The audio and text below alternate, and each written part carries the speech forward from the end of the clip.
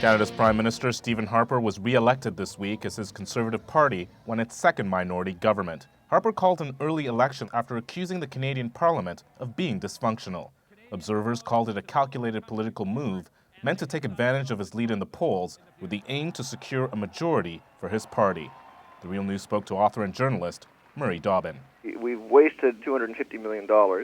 We have another minority government. I think the main difference is, interestingly, is that Harper will really hate this situation. He really wanted a majority. He hated having to deal with a minority parliament, even though he treated it as a majority.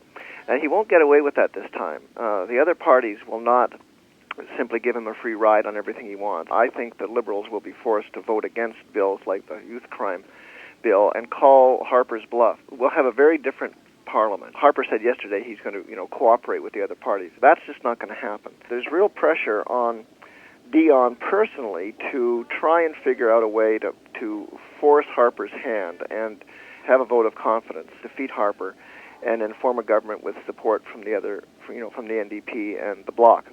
That is still a possibility. It's much less a possibility than if Harper had done not as well. If Harper had gotten the same sort of number of seats as he had last time, and in the mid 120s or something, then it would have been much easier for the Liberals to play the role as alternate government. And the other thing was that people weren't angry enough with Harper to really dump him. He hadn't done big things that really angered Canadians. He got rid of stuff that didn't already exist. In other words, the whole child care thing, which was an enormous commitment on the part of the Liberal government, $5 billion national child care program. But the thing is, people never had it, so they didn't end up missing it. Harper is absolutely opposed to any activist role for the government in the economy, much less even than George Bush. I mean, George Bush, buys up banks. I mean, Harper, although he did put up $25 billion for mortgages for the banks here, he's really reluctant to use government spending, for example, as a way of stimulating the economy in a recession.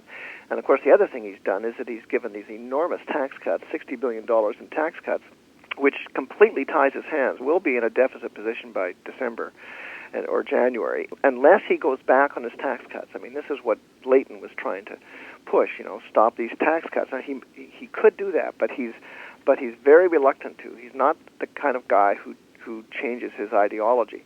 So I think this will really hurt him.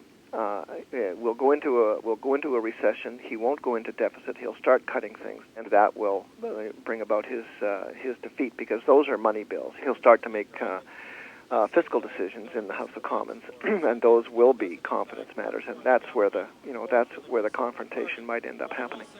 We're in a period where social movements and unions are very weak in terms of their impact on the political culture, and we really need to re-examine the role of the social movements, why they're so weak and why they're so disengaged, because ultimately that's what defines the political culture. It's not elections and it's not political parties.